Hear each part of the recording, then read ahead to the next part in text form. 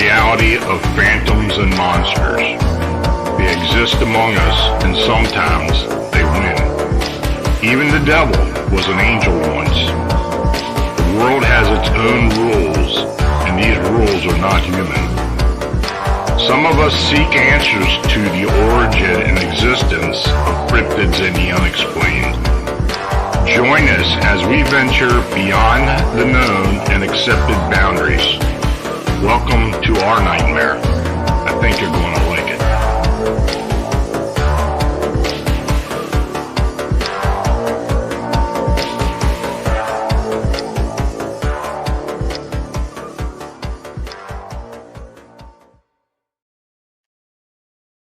Hey folks, good evening and welcome to another episode of Phantoms and Monsters Personal Reports, where I narrate and discuss some of the cryptid and unexplained sightings and encounters submitted to Phantoms and Monsters and the Phantoms and Monsters Fortean Research team. So thanks for joining me. Now, this channel is made possible by you clicking and subscribing and using the like buttons and by you sharing our programming. Super chat and super thanks donations are always appreciated. You can click the dollar icon located below the chat box. The Buy Me a Coffee link is also available, so thank you for your consideration. And I want to welcome all new members to the channel, as well as first-timers to the chat. If you are listening to me for the first time, please like and subscribe to the channel. Now, set your notification and bell icon so you will receive word when the new presentation is live or being posted to the channel. Now, if you're in the chat and you have a question, please use all caps, and I'll try to get to each and every one after the presentation, and I'll let you know when I'm on my last account so you can start posting your questions. So tonight, we are talking about little people, and little people tales abound in the old and new worlds. Every culture has a hint of folklore that involves fairies, elves, and gnomes. And for the most part, these beings are the same with only the name change. They're described as somewhat friendly creatures common in Native American myth who are seen as protectors and tricksters. However, in some cases, there may be a dark side associated with the little people, even to the point where they are said to be cannibalistic dwarves. Anyway, over the years, I've received a variety of personal reports involving these creatures. I'll let you decide if the little people are benevolent beings or if they have an evil intent. And if you have questions, feel free to post them in the live chat, and I'll do my best to answer them. So, I'm going to put something up here because this first account was, this accompanied it. This is what the sketch that the witness gave me. So anyway, this is what I got. Lon, I'm an avid reader of your site and thoroughly enjoy hearing other people's experiences. Thanks for doing what you do. It helps me understand this mysterious world. Anyway, back in the summer of 2005, I had a very unusual sighting. Yet it was almost something of a blessing to witness, especially having such high hopes of such an experience. An entire group of people and I witnessed a fairy close up. Nobody knew what to say. It started with a phone call from a friend inviting me and my girlfriend at the time out to his parents' house in the country areas of Chicora, Pennsylvania. Quite frankly, this is an area where we've had a lot of activity for whatever reason. It's out in Butler County. We accompanied a gathering of about 7 or 8 of us in total. It was a casual evening. Nothing crazy, no drugs to induce any hallucinations. We sat on his parents' back porch as the sun set behind the trees. It was a nice house set in a thick wooded area, and carried on conversation amongst friends. Night came and nothing much else changed. Now, this porch was more of a deck. It was roughly 10 by 15 foot, which was a nice spread for all of us to gather around a table on. Now, to the far side of the deck, which was right across from where I was sitting, my friend's mom had a huge pile of pots and plants that rested against the railing of the deck in the house. all of which sat right under the spotlight for the deck, so our area, the deck, was very visible in the dark. Now, at this point, it was probably around 10 p.m., considering that it was almost pitch black outside. Suddenly, during one of those odd, quiet moments in the conversation, we heard a pot tink, as if it were lightly bumped. Now, being out in the woods in the dark, all was turned to see what kind of an animal was spying on us. But to our surprise, as we turned to look, and mind you, I had the front row seat the whole time, we saw what looked like either an enormous moth, and I've seen big moths, this thing was more like a squirrel size, or a rather large bat shoot straight up from the pile of pots. However, this thing obviously had wings that were wrapped around its body like a tortilla, but I immediately noticed something that blew my mind: a human head with extremely long pointed ears, almost as if they were to be disguised as antennae. However, there was no human hair on this creature, so it shot straight up from the pile of pots. But what happened next totally threw us all in a spin.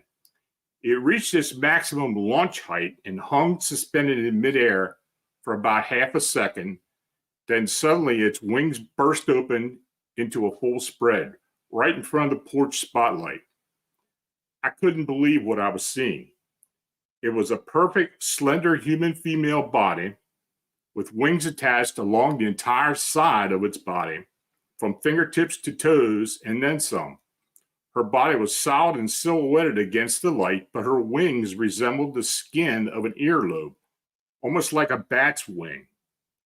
Now, being in front of the light, I could somewhat see through her wings and saw the veins that carried blood throughout her body. Her skin, I assume, was pale green pigment, and I say assume because her entire body and wings were covered in what looked like tiny white hairs. But there was something magical seeming about her hair because it carried a definite soft green glow around her whole entity. I drew pictures to try to describe how she first appeared wrapped up in her wings, and now how she opened to a full spread X figure. She was a combination of human and butterfly with a biological twist of a bat. Now, biologically, I'd say she had the body density and weight of a good-sized squirrel, about 1 foot in height, and body proportions that seem identical to a human. The wings were oddly beautiful in design, the way they attached to her body and stretched at full wingspan, which she had to do by opening both her arms and legs to get the full effect. Now, here's the next part that just doesn't make sense. Like I said, when she first shot out of the pots, she hit a high point where she was suspended in midair for about half a second, then burst open in an instant to reveal her truly graceful form, which again she hung in midair for another half second, making an overall 1 to 1.5 seconds of hang time. But after she showed herself in this full spread form, as heavy as she seemed to be, having the seemingly biological makeup that I observed, she defied gravity and fluttered right over the top of the table, over top of a wall that was about 4 foot above the table, and off the deck and into the woods. From point A, the pots in the porch, to point B, the woods, she probably fluttered for about 7 to 10 seconds. It was dark outside, so once she left the confines of the porch, she left the radius of light that we could see from the spotlight on the porch. She was gone in an instant once she crossed that line. All of us sat silent for about 30 seconds, jaws wide open, until someone burst out, "What the hell?" And the sort. We all fumbled for an explanation for about 5 to 10 minutes before we all just decided to accept what we saw, a fairy. Not one of us thought anything else. Like I said, it for one split second, while wrapped up in its wings, resembled a giant moth or bat. But I could see that human head and instantly knew it was humanoid. And once she opened her body to reveal her true form, there was no mistake. It was a real-life fairy, absolutely beautiful. About an hour later, my girlfriend and I left my friend's parents' house, and headed home. The whole ride home, we couldn't stop speaking of what we saw and how it altered our perception of reality and the unknown or lost magic of this world. When I was younger, I used to spend most of my time in solitude in the forest and wild areas that people rarely tread. I would hear music coming from the streams and whispers in the wind, things that poets write of, but those things I truly heard and felt. In time, as I grew older, I became involved in a man's world and feel that the sixth sense, if you will, had slowly faded from my being, which breaks my heart to think about, especially knowing that magic and beings of lore do still, in fact, exist. Do not ever stop believing and never turn your head away from nature. That's when you stop seeing.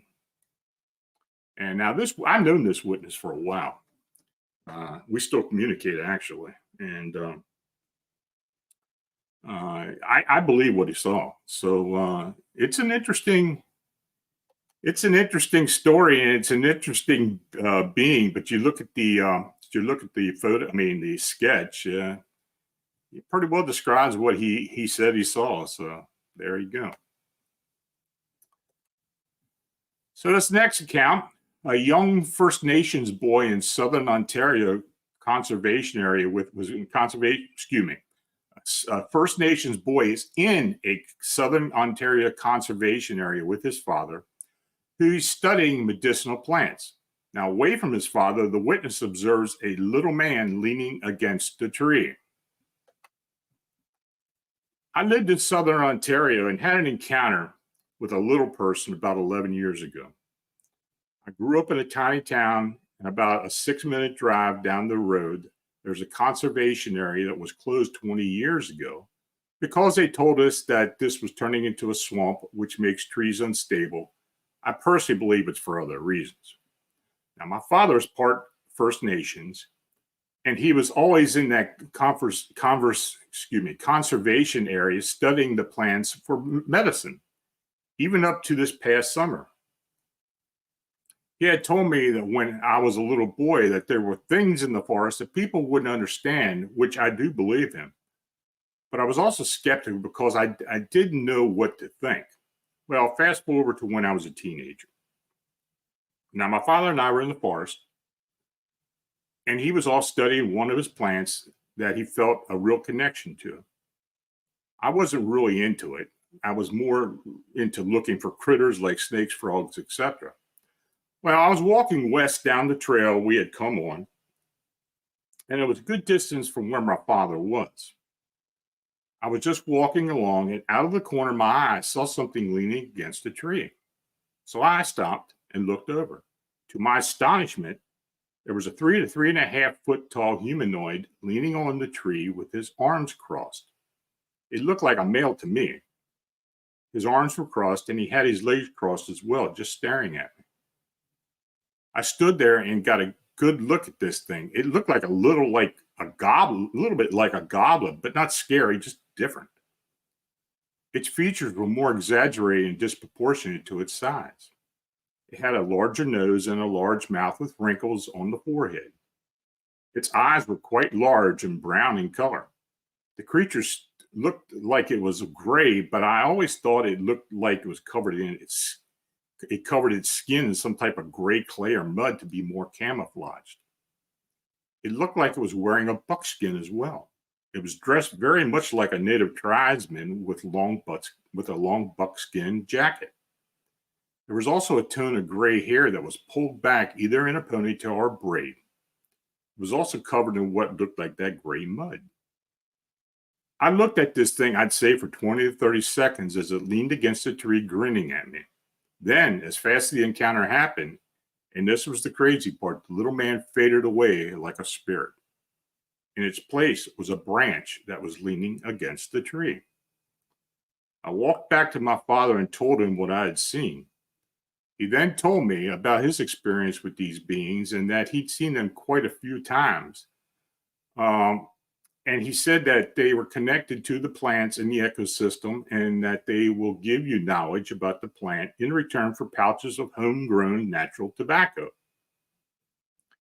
He said they were peaceful and very scared of humans as we were extremely destructive and evil. He said one individual told him that we are like an apple with a rotten core. I'm coming forward with this at this time I'm coming forward with this as it's time, in my opinion. We're looking in a very interesting time, or living in a very interesting time. We all need to come together and bring the truth out.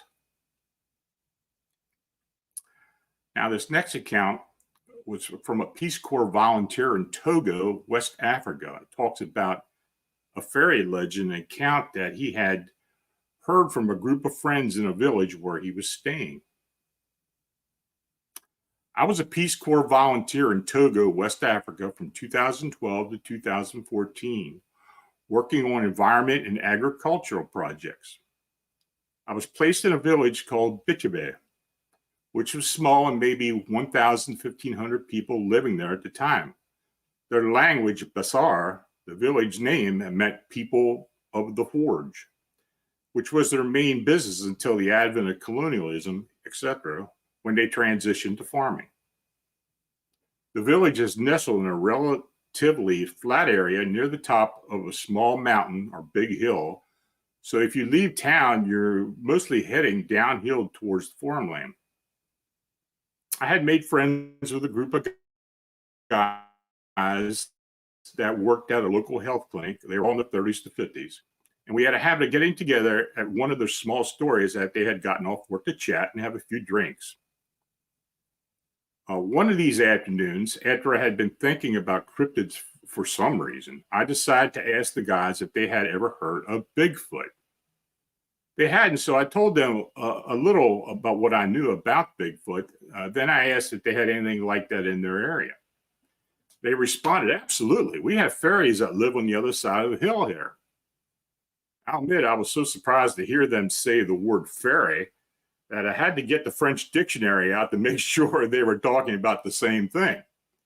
Turns out they were using the right word, but the descriptions didn't match anything I had heard. Now, I asked them how they knew they were there, and they explained that when they were teenagers, the side of the hill they were pointing toward, that's where they went with their girlfriends, and that was kind of like the makeout spot. But when you'd go out there sometimes, they would hear high-pitched voices call out their names and beckon them to come deeper into the woods. They were adamant no one would be playing that kind of joke out there. As it happened, a lot of the folks and voices apparently didn't sound human. Everyone seemed to know it was a bad idea to follow the voices deeper into the woods. This community has long traditions of animistic religions, so they place a lot of faith in there being malicious spirits embedded in trees, stones, etc. throughout the landscape. I asked my friends what these fairies looked like, and they said they had one leg, one arm, one eye, one ear, and one curly hair on top of their heads. I had never heard of such a description, but Googling it recently, I came up with a type of fairy that pops up in Scottish tradition named a Leprechaun. I imagine the Scottish descent priest could have come to the community back there during the crystallization of the area and put this idea in the community's conscious, or two completely distant cultures on different continents were witnessing the same thing. In any event, as we kept talking over these fairies, they brought up the neighborhood gentleman who, if I remember rightly, was named Kwame. Now, Kwame was a nice guy, but had a really hard time with verbal communication. And his friends said they knew Kwame when they were growing up and that he talked perfectly normal. That is, until his teenage years when he disappeared for 3 months. Apparently, Kwame went up and vanished after going to the side of the hill we've been talking about one night, and wasn't found until he popped up in the village 30 kilometers away 3 months later, at which point he had completely forgotten how to speak. He had gotten back some of his speech skills over time, but it was far from fluent. Everyone seemed to agree that the fairies were responsible for this. I'm not sure what to make of the whole thing. If the story, like so many others, had been created by parents to keep kids away from dangerous areas, there should have been some natural danger like a river or cliff over there, but there just wasn't. That section outside of town was no more perilous than any other. And they didn't like the fairies. They didn't think the fairies were all around in the wilderness. So in one section, just on the one section of hill.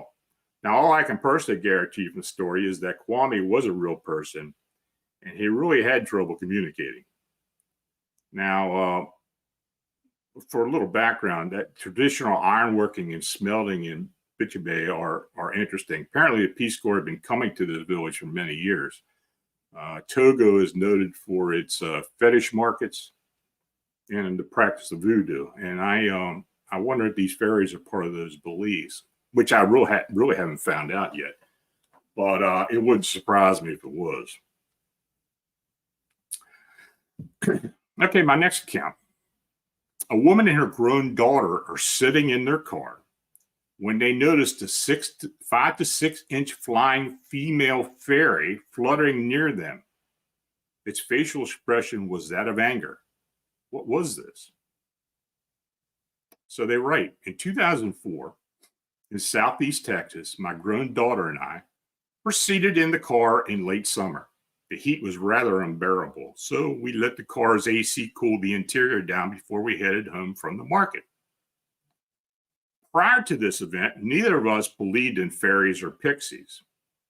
We read about such beings as folklore or mythical, but what was about to happen changed us forever. Here we were in the land of rattlesnakes and armadillos.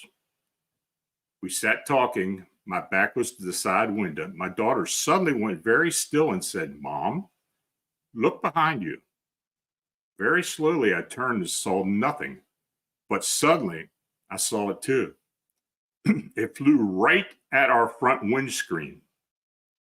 A human-looking creature approximately 5 to 6 inches long. It had gossamer-like wings that spanned probably 6 to 7 inches wide, and its wings beat rather rapidly like a hummingbird's. It was directly in front of my face. As I suddenly saw it, it poked its tiny face at me, craning towards the window. I was in shock. Think of the last time you saw a fairy painting. You probably remember a creature that was wearing some sort of garment that was revealing its rather lengthy legs, its bust or chest. Yep, Tinkerbell's dress. But hers was nicer. This little creature's clothing was an amber and wood-colored costume. And before you ask, neither of us were under influence of drugs or alcohol. I'm saying this was a female creature due to her bust. And she was obviously very upset. Her tiny face was scrunched up in a deep frown. And although we couldn't hear her in our closed up car, she was very sincerely giving us a lecture. She was quite angry. After she did this for several seconds, she looked over at my daughter, shook her head, and turned and flew away. "Mom, did you just see what I saw?" My daughter asked. "Yes, I did." Was all that I could say. What else could I say? When we came out of our shock, we talked about this little creature. We still do, 17 years later. Everyone we have mentioned this thinks we lost our minds. And I might have thought it was some kind of heat-induced delirium, if not for the fact that my daughter saw it as well. Now, after this encounter, we have both been seriously watching for another event, or even someone else who might have seen them here in America. So far, no such luck. So I question, are there others here in the U.S.? I now live in West Virginia, and if they are native to this country, why doesn't anyone else seem to talk about them? And if they aren't, where do they originate from?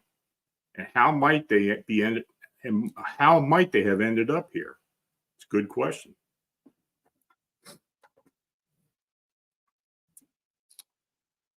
Okay, this next account. A young girl in South Central Pennsylvania near York encountered a gnome that was standing just inside of her garage.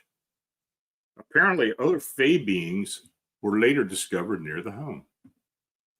She writes, my family had a house with a long driveway that had a steep hill to the road. One day, my dad drove my sister and I down to the bottom of the driveway to wait for the bus, but it was running late. I really had to go to the bathroom, so I figured I'd have time to run back up to the house rather than wait to get to school. I made my way up, and once I got to the top of the hill, I saw the garage door was open, which was strange because I'm almost sure that we had shut it. As I got closer, I saw something standing right in front of the middle of the garage. I finally made my way up to where I could see, and standing there, I saw a gnome. It looked like a garden gnome with a tall, pointy hat, beard, boots, and belt. The only thing that was different from a garden gnome was that the hat was blue and the gnome was a bit taller, maybe about the size of a small child. Not knowing what to do and not wanting to get any closer, I just stared at it. After a few seconds, he smiled at me and waved. I didn't believe that a gnome had any malevolent intentions, but I felt uncomfortable, like he was not truly friendly. I walked back down the driveway where my dad and sister were waiting. It was the size of a small child, 3 to 5, maybe a little shorter. Tall blue, when I say 3 to 5, the age of the size that child would be. Had a tall blue hat, belt buckle, brown boots, and white beard. There were a few other times during that time that we lived in that house that I suspected the presence of fairies and other supernatural beings. Now, some of these things that led me to believe this happened before this experience. So while there were only it was only a reputation to me and my siblings, it was still a reputation. It was before this experience. I have read many books on fairies along with other supernatural creatures. And I think it's fair for me to say that I know how to determine one from the next. That includes one type of fairy from another. From stories, research, reading, and such, I know that gnomes are a type of fairy. I've also had other experiences with other things, such as ghosts and aliens, and there are just distinct differences between them. As I live, I feel this certain type of feeling, like a vibe or an aura, with almost anything I do. And that's how my memories are kept so well. There's a different type of feel to the fairy encounter versus an alien encounter versus a ghost encounter. Fairies are creatures that live among us, but are elusive. Many people do not believe in fairies on the premise that they're unrealistic, but I believe that they, along with their magic, etc., are real, just simply too uncommonly seen for most people to believe in them.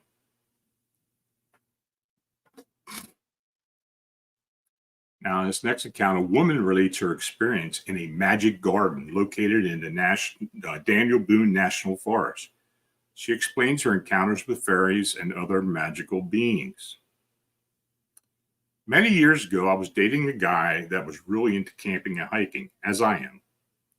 We spent a lot of time camping in primitive sites, which I prefer to car camping. He wanted to take me to visit his dear friends that lived in Kentucky. They have 150 acres in the Daniel Boone National Forest.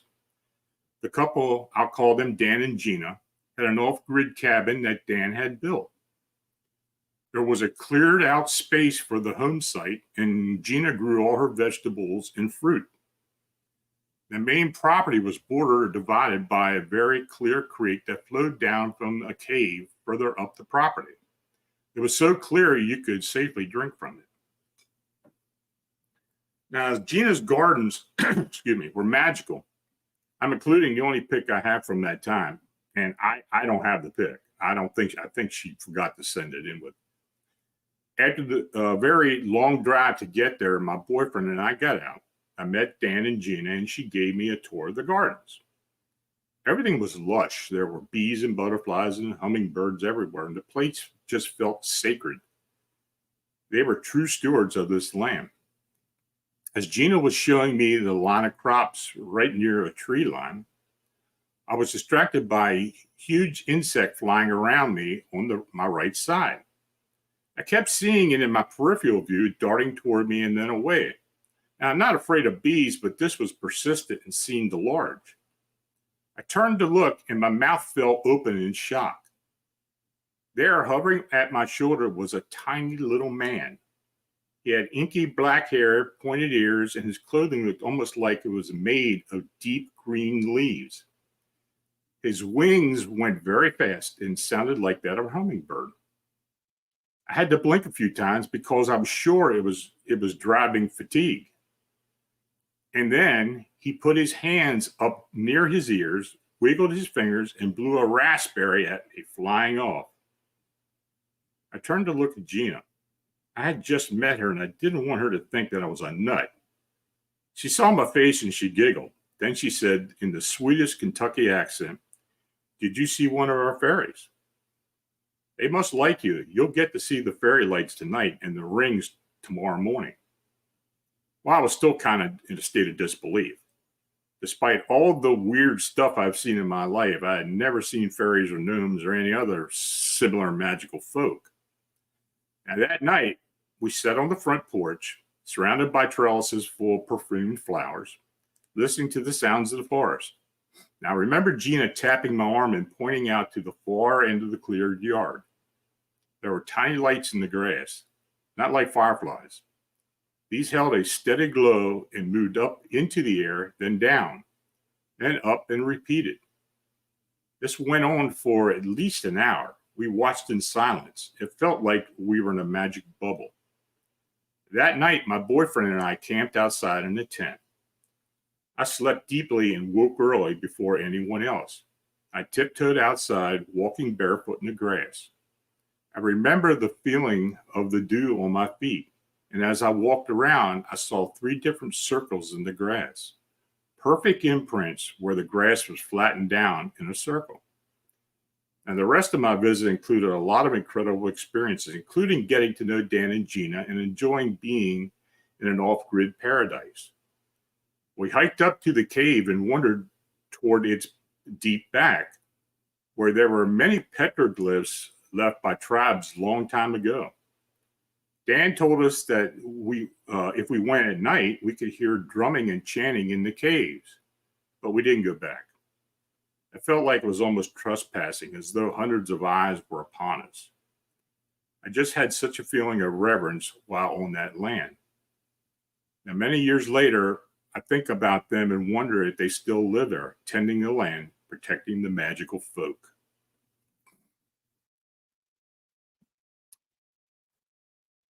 Okay, here's another one. Hi, Lon. I was wondering if you had ever had heard of a leprechaun or fairy experience in America. Well, I have written about and reported a few fairy-like encounters over the years, including a leprechaun or 2. There are also legends of the Tommyknockers in mining areas worked by Irish immigrants throughout North America. Now, after I received the inquiry, I looked back through my files, including a few journals I had kept from the 1970s.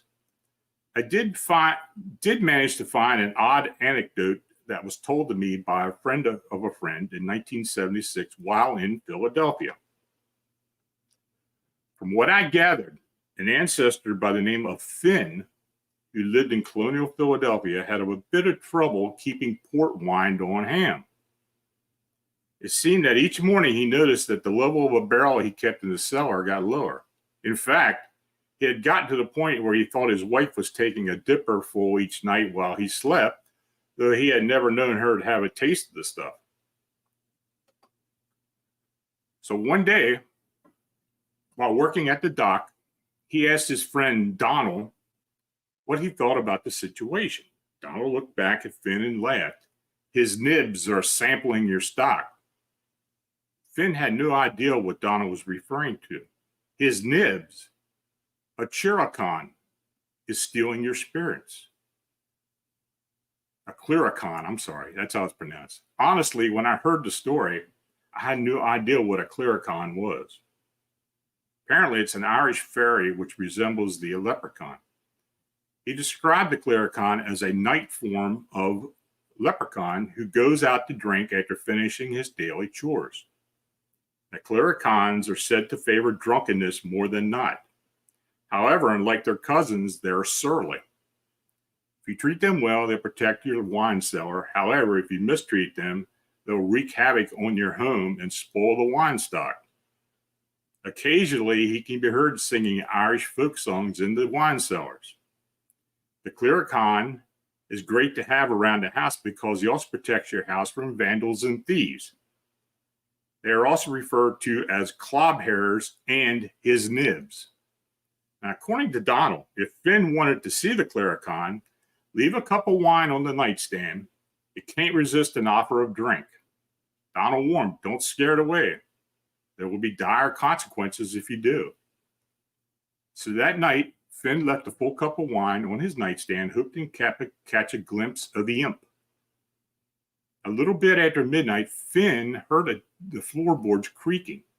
And as he slowly opened his eyes, he gazed upon a small 3-foot man wearing a red hat made of plant leaves and a red wool vest.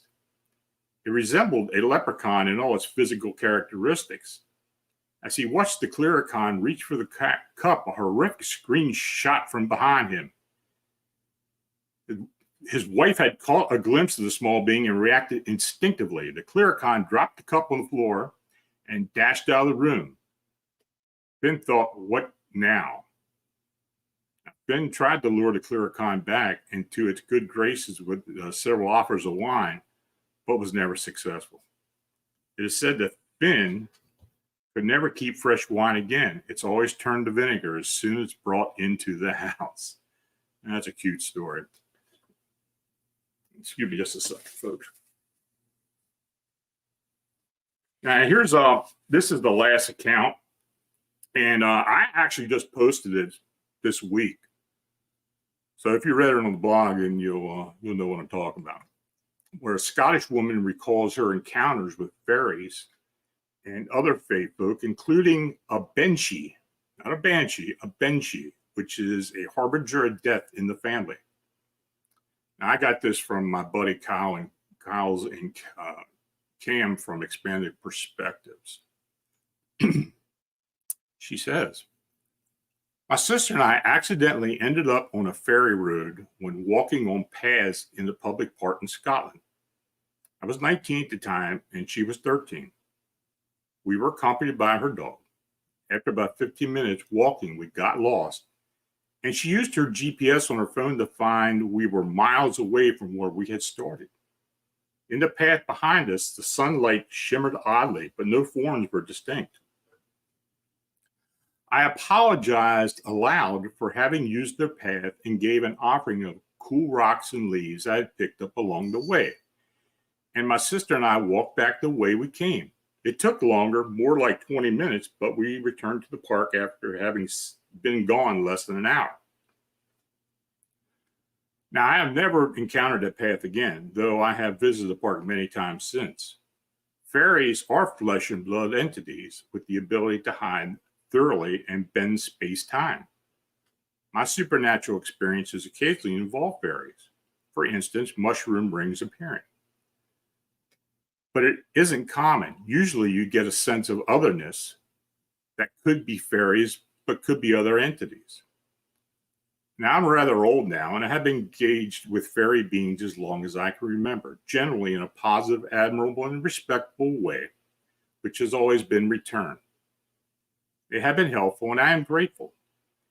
My earliest memories of fairy beings are when I was still in my crib, and I, in several of the lighthearted sort, used to line up along the walls, shine rather like little yellow birthday candles, and sit swinging their feet and watching me curiously. They were neither old nor young, neither adults or children. I somehow knew without being told not to talk about them.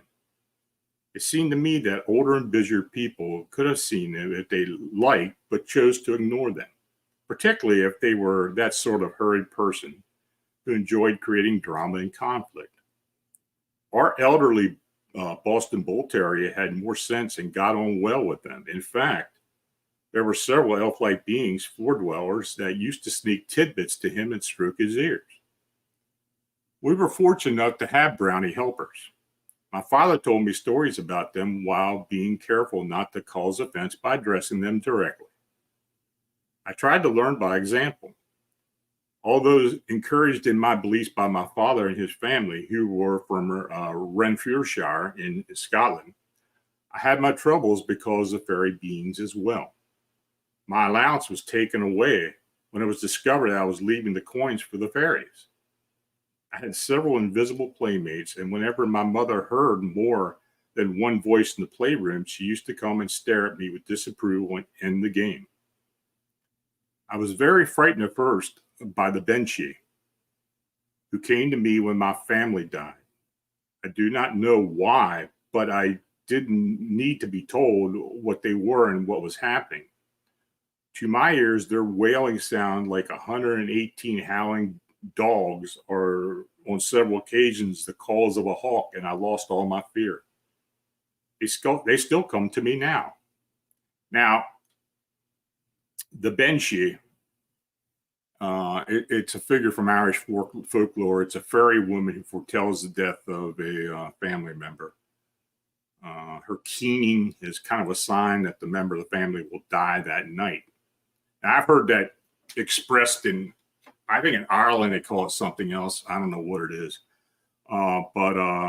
Banshee, and it's not even spelled like Banshee. It's spelled in the Scottish dialect.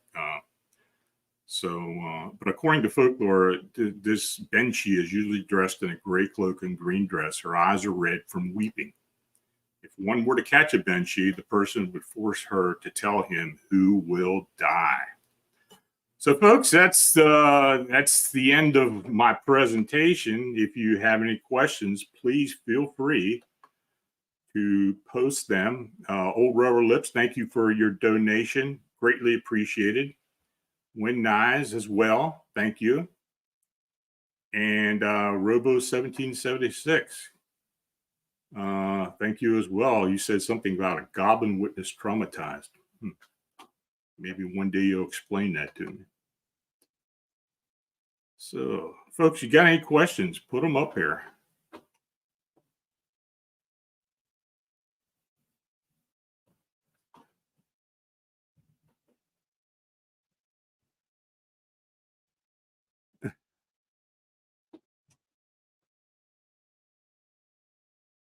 Okay, I don't think we have any, but I'm going to keep on looking here. A lot of people in the chat tonight, and I thank you all for coming. Okay, Can Squatch. Any Pukwudgie encounters or any little people aggressive or violent towards humans? Well, the Pukwudgies, I probably have a few. I didn't really dig into that. Most of the Pukwudgie sightings are in the area around the Bridgewater Triangle area up in Massachusetts, and a lot of it's native folklore. So I just didn't bother with the Pukwudgies. Are any of the little people aggressive or violent? Well, I mean, you heard what I said there. They can be, I guess. Of course, I don't know by experience because I've never seen one or heard one or reacted to one. So who knows? I don't really know.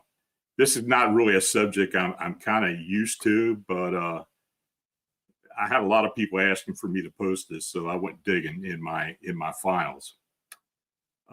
Just Teratum. Lon, have you ever heard about pale crawlers being called bogarts? No, that's the first I've ever heard of that.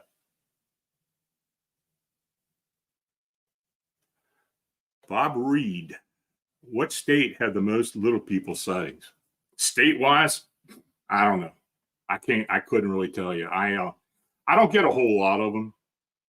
I think what I read tonight is probably 80% of what I've gotten over the years. Seriously, I just don't get many of them.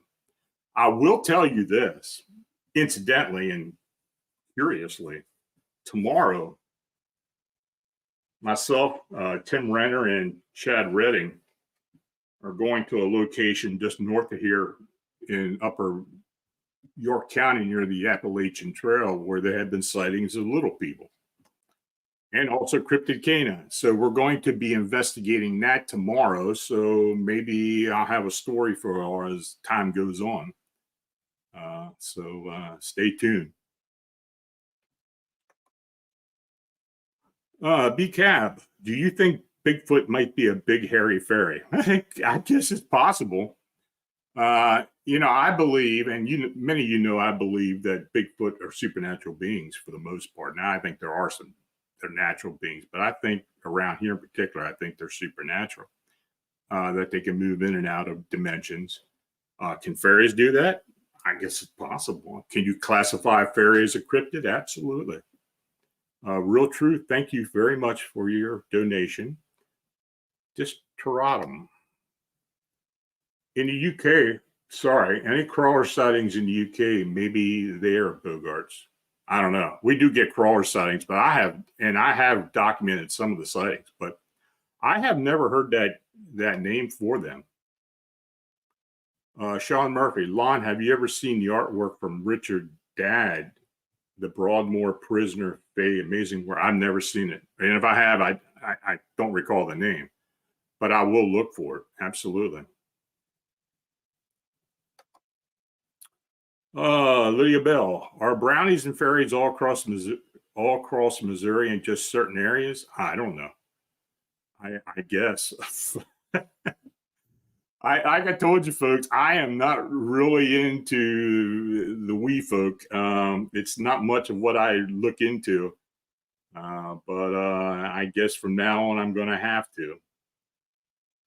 Just to ride on, Lon, do you have a post office box? No, I don't, but I will. I think that I think if Bernadette or Thomas have my address. If not, send me an email at Lon Strickler, phantomsmonsters.com, and I'll send it to you. B-Cab, have you seen the lights while out with Timothy Renner? We did see some lights the last time we were out down in Cecil County. We were doing a Bigfoot investigation and UFO investigation, and I did see some lights there. But Tim seems to stir that stuff up for whatever reason. I guess he's good like that. But he and Chad both talked about it, so they did see some lights. Hopefully, we're going to see some tomorrow. We're going to stay there at night. We're going to go late afternoon and stay through the evening. So maybe something will shake out. Lydia Bell, Lon, is there a way to invite fairies and brownies to you? I really don't know. Maybe somebody in the chat knows, but I just do not know.